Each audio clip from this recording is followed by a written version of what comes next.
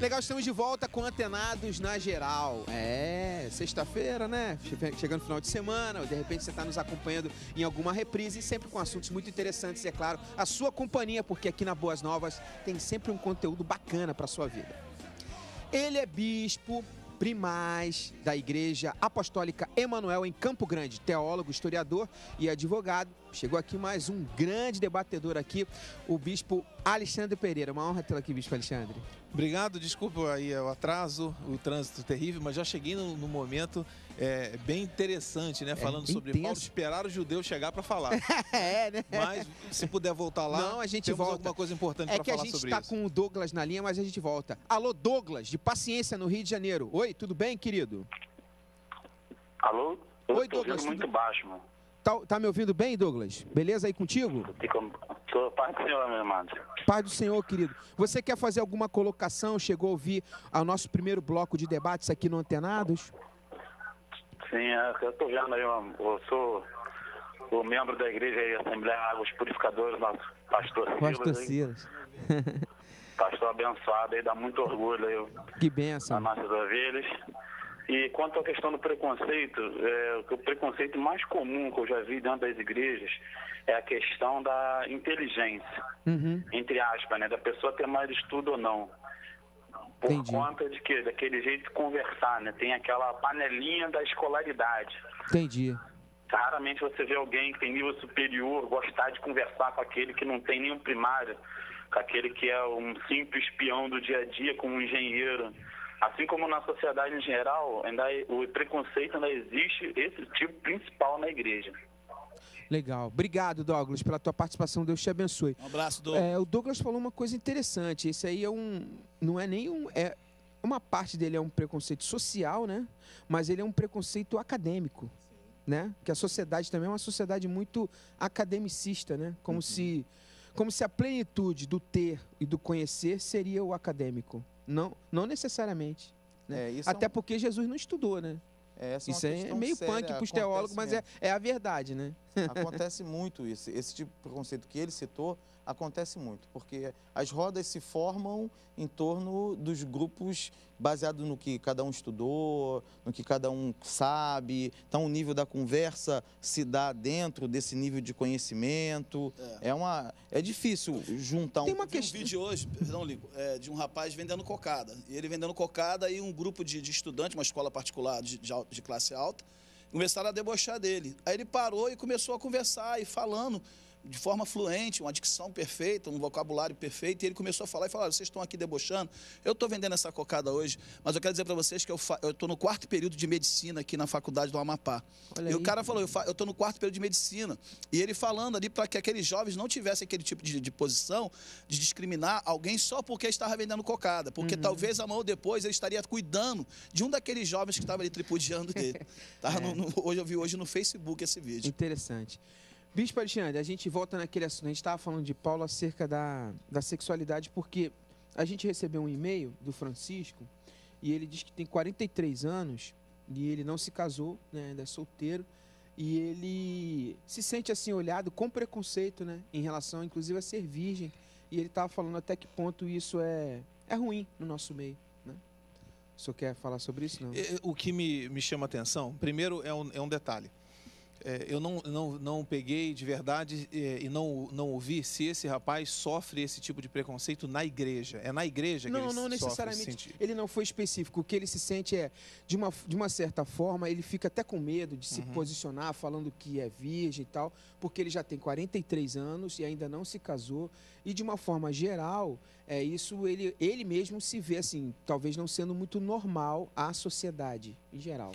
Na verdade, nunca será normal, nessa sociedade que nós estamos vivendo, uma pessoa, sobretudo um homem, aos 43 anos, se declarar virgem.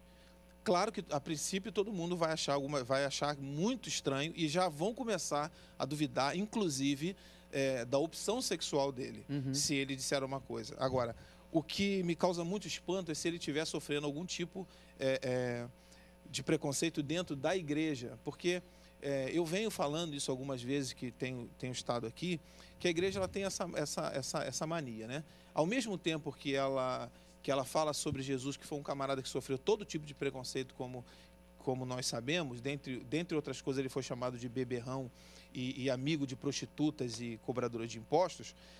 Nós também temos algumas questões que nós fechamos na nossa cabeça, tipo que ele tem 43 anos ou 40, não importa, 40 anos, 30 anos. Eu já vi pessoas dizer para mim, eu tenho 30 anos, não me casei. Quando é mulher que já está passando dos 25, as pessoas já estão olhando atravessado, e é uma coisa que a gente não deveria, é algo que a gente não deveria ver na igreja, não é? Não deveria. Por que tem que casar? A pergunta é, por que tem que casar? Porque a Bíblia diz que é bom que um homem não viva só. Aí quando você encontra aquelas situações, por exemplo, de casamento que estão se desfazendo, violências no casamento, aí você pergunta, não era melhor estar só? Fruto às vezes até de precipitações. Precipitação, tem muita precipitação. Pessoas, eu quero casar, eu já falei isso aqui uma vez também, pessoas que querem se casar a todo custo porque querem o ministério, né? Eu tenho chamado para o ministério pastoral, mas se eu não me casar, eu não posso ser pastor. Aí a gente vai para aquela questão de Paulo. Sim, Paulo foi casado. Por que Paulo foi casado? Nesse momento, Paulo era viúvo, a história conta isso, existem alguns relatos muito diretivos sobre essa questão. Paulo foi membro do Sinédrio. Paulo era uma pessoa influente porque ele foi membro do Sinédrio, ele foi formado por Gamaliel justamente para compor o Sinédrio, senão ele não seria o envio dele. Gamaliel não foi a pessoa que fez a formação total de Paulo, mas ele foi para uma formação específica no momento da vida de Paulo, para que Paulo pudesse ingressar no Sinédrio. Ninguém ingressaria no Sinédrio se não fosse casado. Se ele fosse viúvo, ainda que viúvo, ele não entraria no Sinédrio. Ele deveria ter uma esposa. Então, Paulo sim foi casado. Quando ele, então, já está viúvo, é que ele começa o seu ministério, já está no ministério, quando ele começa o ministério com o Senhor, então ele já não é mais casado, ele já está viúvo, e quando ele fala sobre não tocar, bom seria não tocar em mulher como eu, porque depois de viúvo, tendo possibilidade de se casar, então ele não opta por se casar, mas então ele vem para o padrão de santidade.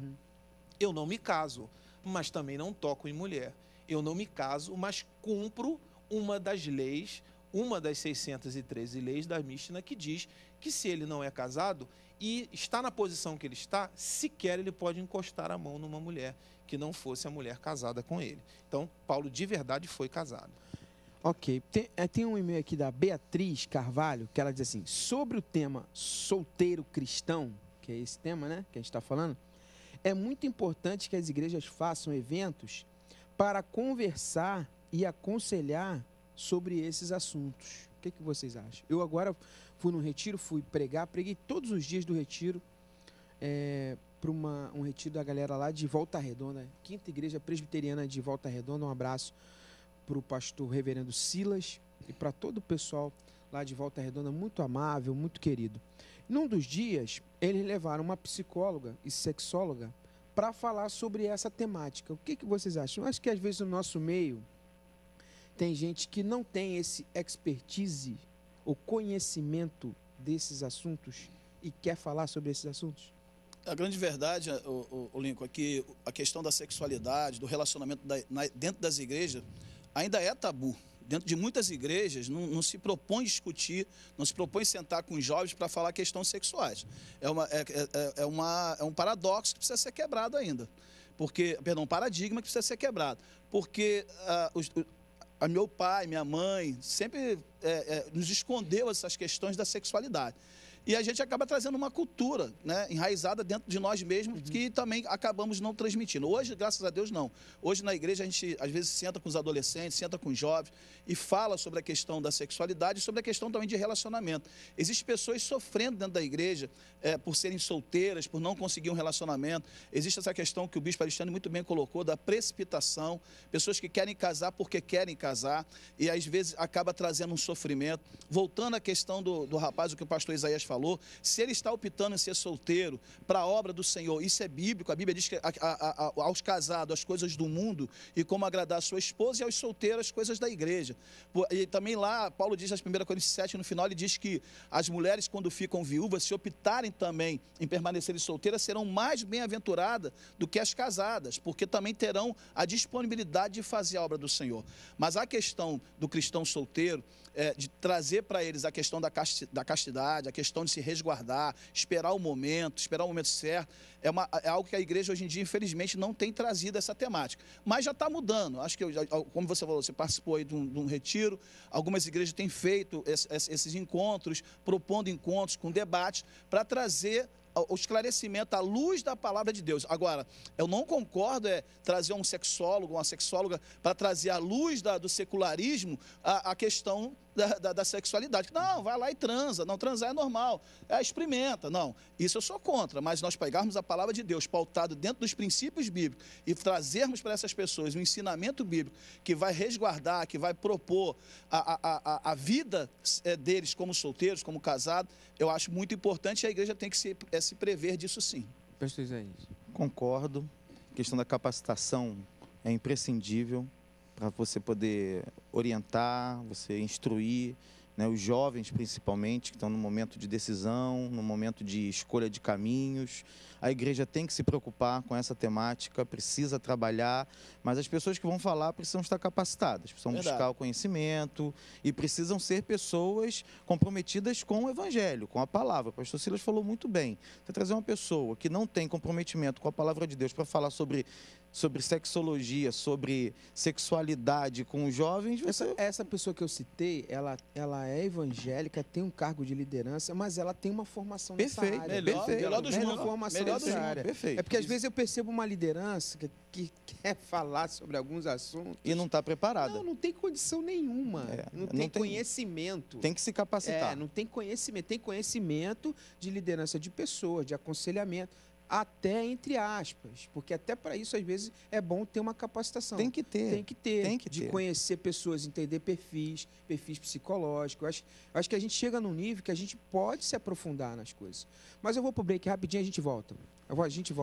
E falando sobre isso, sobre esse tipo de assunto e temáticas e eventos e pessoas a abordarem e aprofundarem isso no nosso meio de igreja. A gente vai pro break rapidinho, Antenados na Geral, volta já. Você já sabe, por aqui tem assuntos bacanas, relevantes para a sua vida. Volto já.